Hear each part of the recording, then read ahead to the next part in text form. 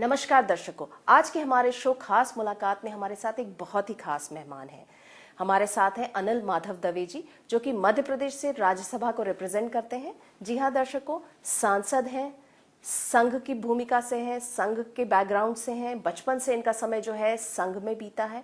2003 में ये एक्टिव, अगर हम कहें बीजेपी के एक, अगर हम कहें पार्टी की एक्टिव सदस्य के रूप में सामने आए, इन द सेंस कि इनको एक तरीके से पोल स्ट्रैटेजिस्ट के रूप में भी जाना जाता है। जी हाँ दर्शकों, अगर हम बात करें मध्य प्रदेश में जो विधानसभा में जिस तरह से बीजेपी जो 3 बार सत्ता में काबिज हुई है, 2003, 2008 और 2013, इसमें इनकी बहुत ही अहम भूमिका रही है। बिहाइंड द कर्टन अगर हम कहें, ये इन्होंने जो है एक बहुत महत्वपूर्ण रोल प्ले किया है, इसलिए मैंने इनको डिस्क्राइब किया पोल स्ट्रैटेजिस्ट के रूप में। साथ ही साथ 2004, 2009 और अभी जो 2014 में जो लोकसभा इलेक्शंस हुए, उसमें भी इनकी बहुत अहम भूमिका रही है। साथ में एनवायरमेंटलिस्ट भी हैं। चलिए हम इनसे बातचीत करते हैं। दवे जी, आपका जिया न्यूज के कार्यक्रम खास मुलाकात में बहुत बहुत स्वागत है। नमस्कार, धन्यवाद। सबसे पहले मैं आपसे बात करना चाहूंगी पाकिस्तान के इशू पे।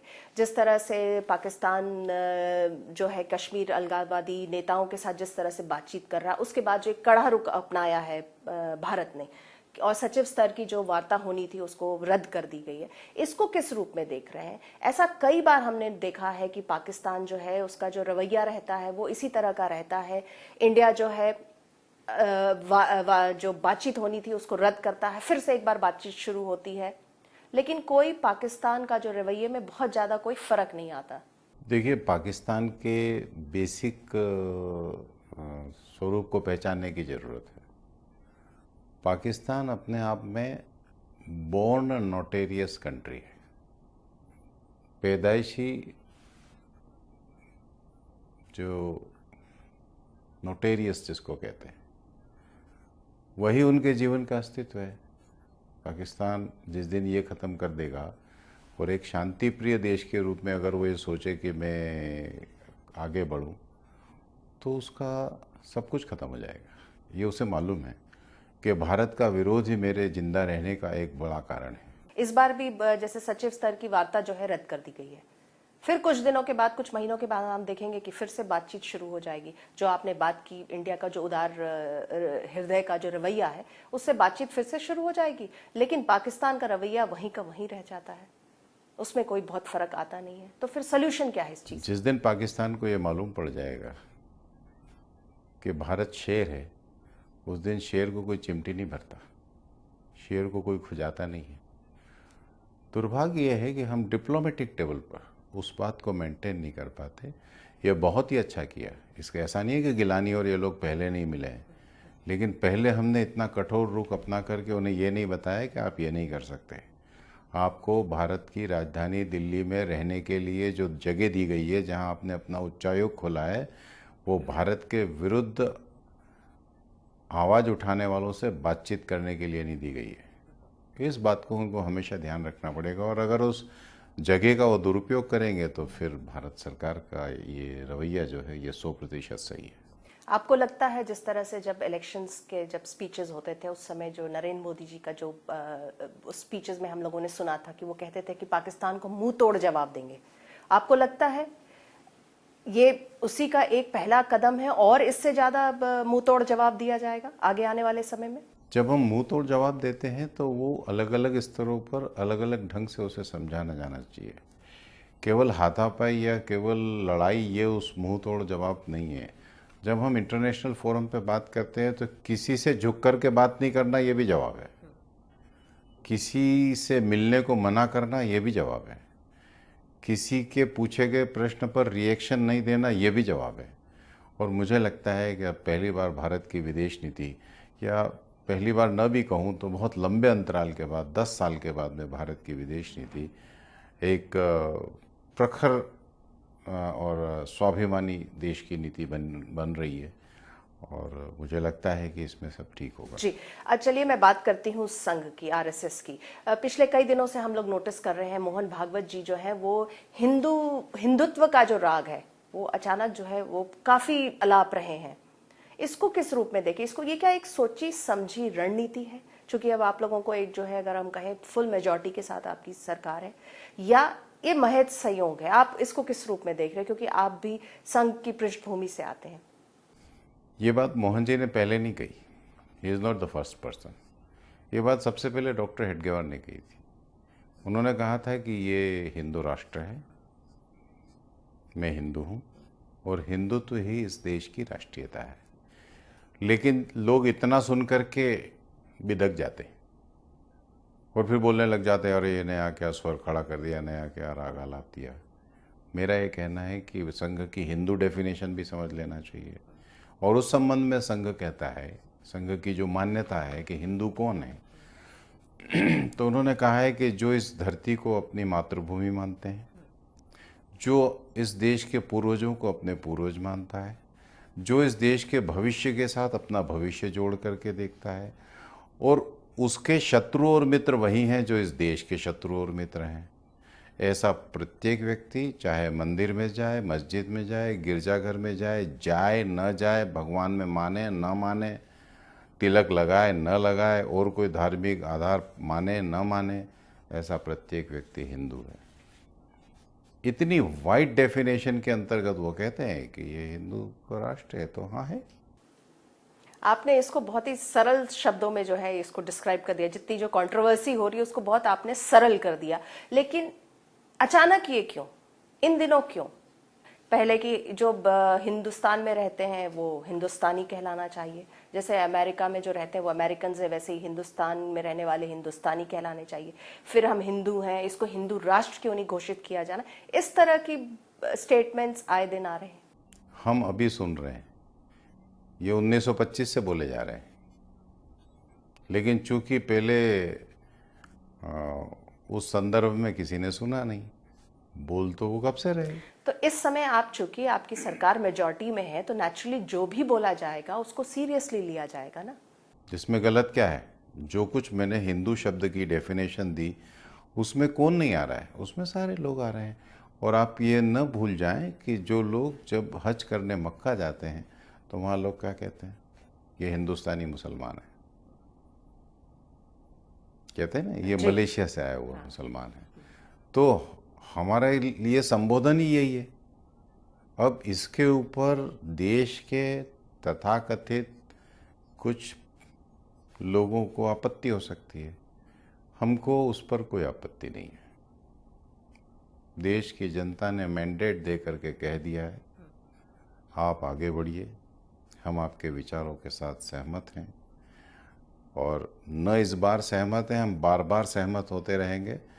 आप देश खड़ा करिए।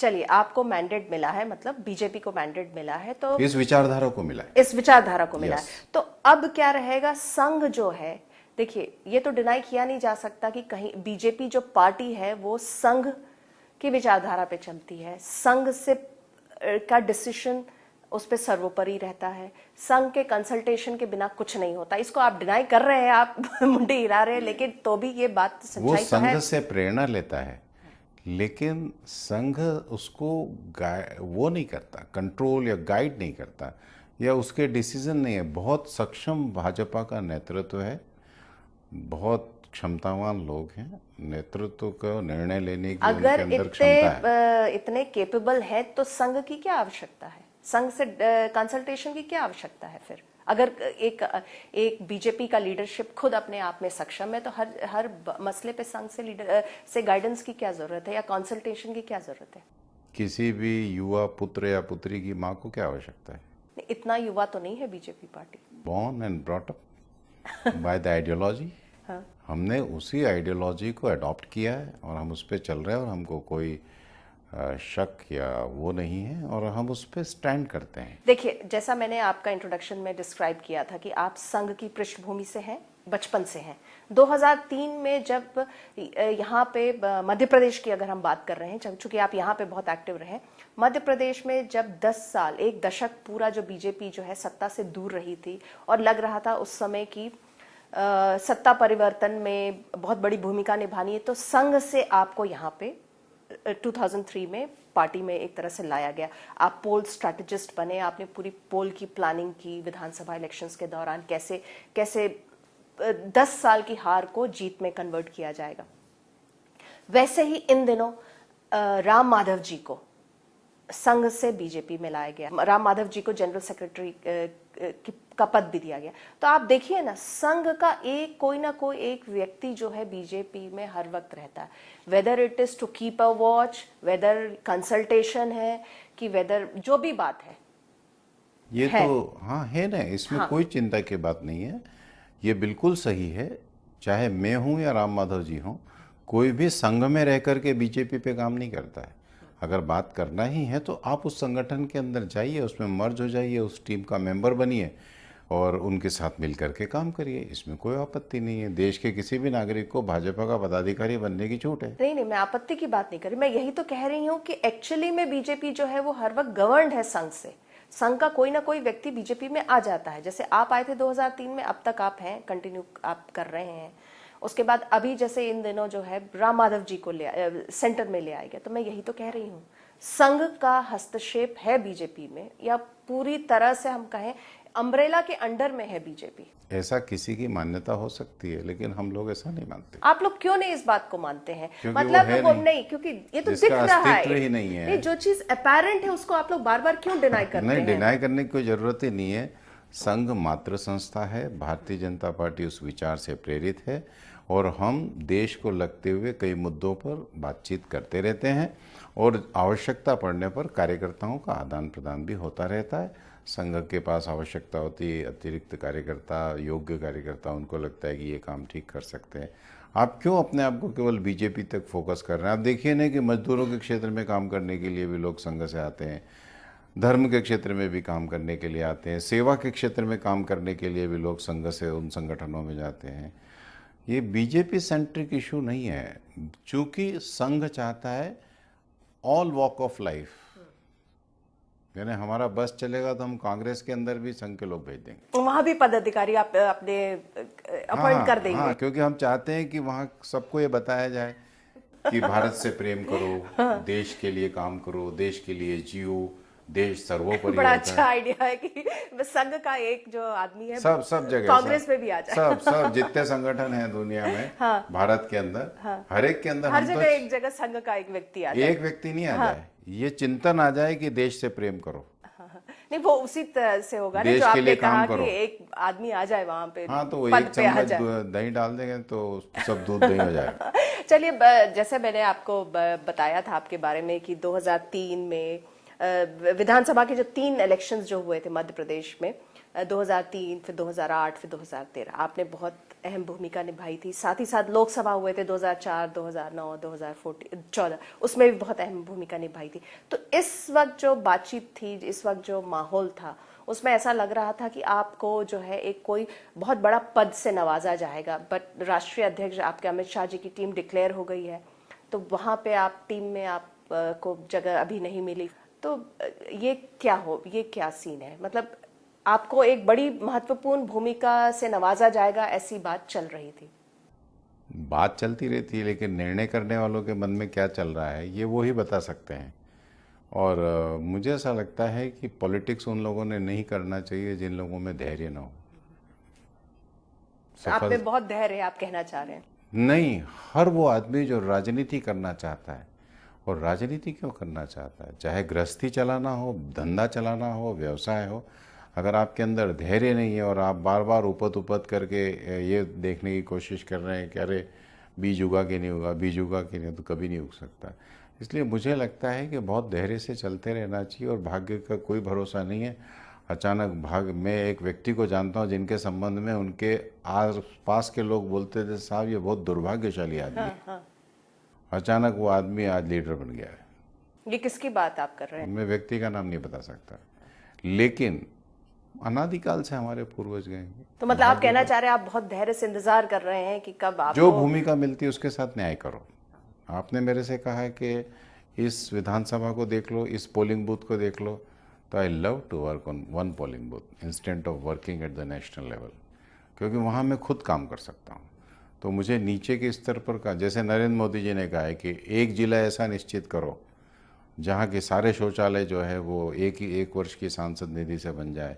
एक गांव चुन लो जिस गांव को आप पूरी तरह पूर्ण विकसित गांव बनाओ। मैं बहुत प्यार से इन दोनों कामों को कर सकता हूँ, क्योंकि मुझे ग्रास रूट लेवल पे काम करने में बहुत मज़ा आता है। बाकी रही ऊपर की बात, तो जब भी कोई काम मिलेगा तो करेंगे, नहीं मिलेगा तो this is my third generation. जी चलिए, बातचीत आगे भी आपसे जारी रहेगी। हो गया है समय एक ब्रेक का। ब्रेक के बाद हमारी चर्चा अनिल माधव दवे जी के साथ जारी रहेगी।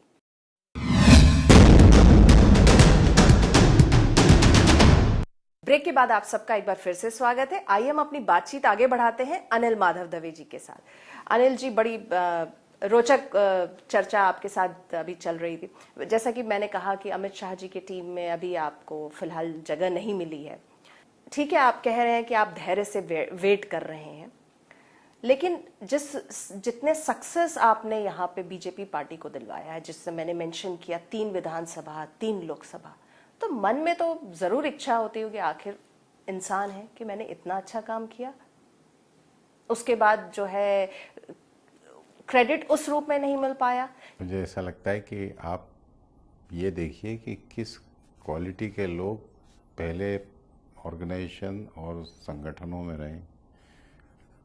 मेरे पास तो मैं राज्यसभा का भी हो गया, इतना मीडिया भी हो गया, इतना सब नाम वाम, देश में कहीं पे भी जाओ तो सब जानते हैं। वो लोग तो गुमनाम से चले गए और उन्होंने इस प्रदेश के अंदर, जिलों में, देश में बहुत काम किया है। सारे लोग टीम के कप्तान नहीं हो सकते और सारे खिलाड़ी टीम में नहीं हो सकते। ये एक जो थीसिस है कि होना चाहिए, मुझे ऐसा लगता है कि इसके संबंध में बहुत फोकस्ड होकर के आप चलेंगे तो आप कुछ नहीं करेंगे, अपना बीपी बढ़ाएंगे और आपका शुगर लेवल बढ़ाएंगे। बेहतर यही है कि आपको जो काम मिला है उसे आप अच्छे से करिए, एंजॉय करिए, और जो काम मिलता जाता है उसे करिए।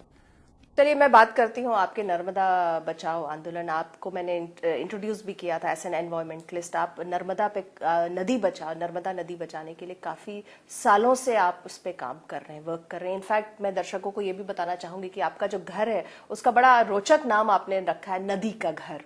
फंडामेंटली मैं तो एक शब्द के बहुत विरुद्ध हूँ कि कोई नर्मदा को बचा नहीं सकता।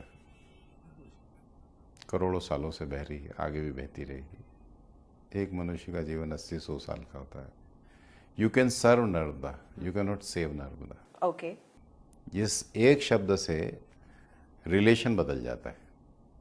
वेन यू से ये फ्रेंड है, वेन यू से ये सिस्टर है, वेन यू से ये वाइफ है, तो रिलेशन बदल जाता है।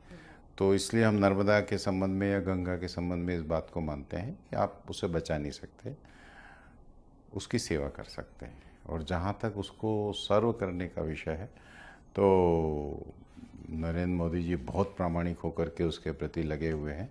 और ये ही नहीं, इसके पहले राजीव गांधी ने भी उस पीड़ा को अनुभव किया था। उन्होंने करीब करीब 2000 करोड़ रुपए दिए थे और उन्होंने कहा था कि गंगा के संबंध में गंगा का संरक्षण करो और ये सब नाले बंद करो। लेकिन दुर्भाग्य यह था कि वो व्यक्ति जिस लेवल के राजनेता थे, उनके आसपास ठीक उसके उल्टे लोग इकट्ठे हो गए, तो खाक खुआ के बैठ गए। तो गंगा अपनी जगह जैसी थी वैसी। नरेंद्र मोदी जी के साथ ये है नहीं। उनका तो स्लोगन है, न खाता हूँ न खाने देता हूँ।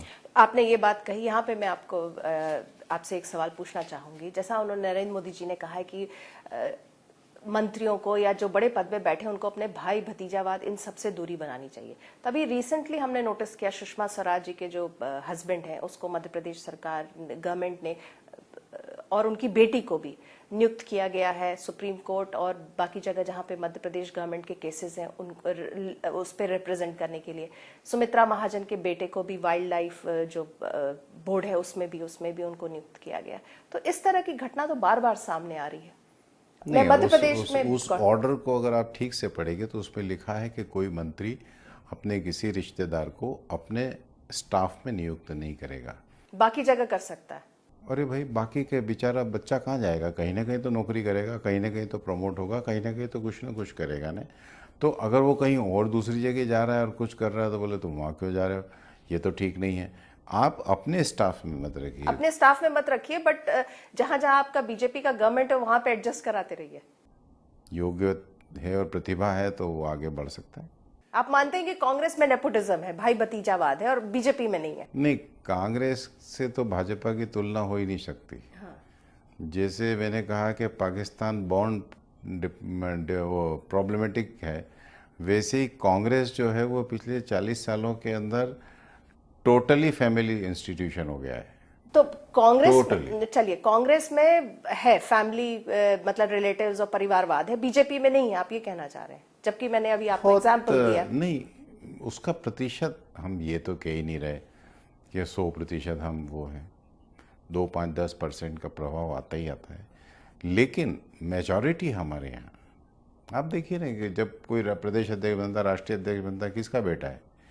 पदाधिकारी बनते किसके बेटे हैं? लोकसभा में जिस तरह से मोदी जी को और बीजेपी को जो है पूर्ण बहुमत मिला है, अभी जो अब आने वाले समय में विधानसभा इलेक्शंस है 3, 4, 5 राज्यों में है, उसमें आप क्या देख रहे हैं? अगर हम उत्तराखंड की बात करें तो उत्तराखंड के उपचुनाव में जो है जो सीट्स थे वो कांग्रेस की झोली में चले गए। क्या लगता है ये क्या फैक्टर रहा? और आने वाले समय में जो अब विधानसभा इलेक्शंस आ रहे हैं तो उसमें आप क्या सोच रहे हैं, क्या कैसा देख रहे हैं?